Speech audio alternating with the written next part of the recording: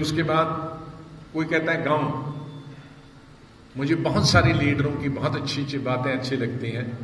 अब जैसे मैं खुद गांव का तो मुझे बड़ा फख्र होता है कि बड़े लीडर हैं। हमारे प्राइम मिनिस्टर भी वो कहते हैं मैं गांव से न था, कुछ भी नहीं था, बर्तन मांजता था, चाय में। सियासी तौर हम उससे उनके खिलाफ हैं, लेकिन कम से कम जो अपनी जो असलियत है उसको नहीं छुपा।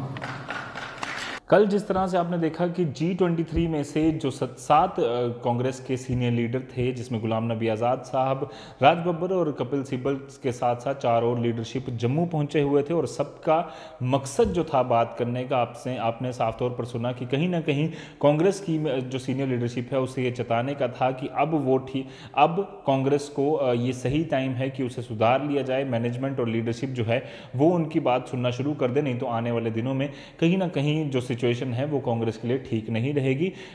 हिंट जो है ऐसे ही हमें मिले। इसके अलावा गुलाम नबी आज़ाद साहब और बाकी सब लीडरशिप ने अलग अलग लेवल पर जो है अपनी बात जरूर रखी, पर उसी के अगले दिन यानी कि आज प्रधानमंत्री नरेंद्र मोदी की तारीफ करते हुए एक बार फिर से गुलाम नबी आज़ाद साहब दिखे।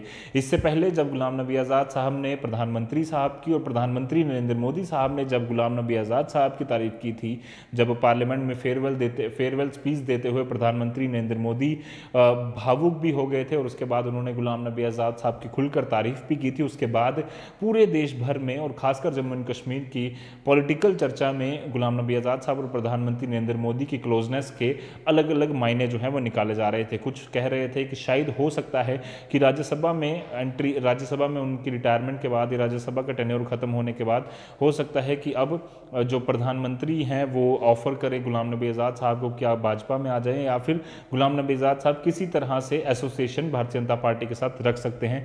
बट हालांकि अलग अलग चर्चाओं में, अलग अलग इंटरव्यूज में उन्होंने पूरी तरह से क्लियर किया है कि वो कांग्रेस पार्टी छोड़ेंगे नहीं, पर यह भी पूरी तरह से नहीं कहा कि आने वाले समय वो किसकी तरफ से खेलेंगे या किस तरह से वो प्ले करेंगे, उस पर पूरी तरह से क्लैरिटी नहीं है। हालांकि ये भी उन्होंने अंदेशा दिया है कि अभी राज्यसभा से वो रिटायर हुए हैं, पॉलिटिक्स से नहीं, यानी कि आने वाले दिनों में पॉलिटिक्स पर जरूर वो चर्चा करेंगे। और जिस तरह से आज एक बार फिर से प्रधानमंत्री नरेंद्र मोदी की तारीफ उन्होंने एक पब्लिक गैदरिंग में उन्होंने की है, तो साफ तौर पर कहीं ना कहीं लोग अब इसके भी अलग अलग मायने निकालते हुए यहां पर नजर आ रहे हैं। बाकी इस पर आपकी क्या राय है जरूर कमेंट कर भेजें। फिलहाल के लिए मुझे मेरे कैमरामैन कमल सिंह को दीजिए इजाजत। धन्यवाद।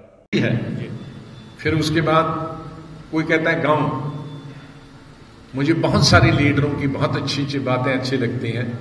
अब जैसे मैं खुद गांव का तो मुझे बड़ा फख्र होता है कि बड़े लीडर हैं। हमारे प्राइम मिनिस्टर भी वो कहते हैं मैं गांव से न था, कुछ भी नहीं था, बर्तन मांजता था, चाय में। सियासी तौर हम उससे उनके खिलाफ हैं, लेकिन कम से कम जो अपनी जो असलियत है उसको नहीं छुपा। और जो वही आपने अपनी असलियत छुपाई तो आप एक मसनवी दुनिया में रहते हैं, एक आरजी दुनिया में रहते हैं। आदमी को फख्र होना चाहिए।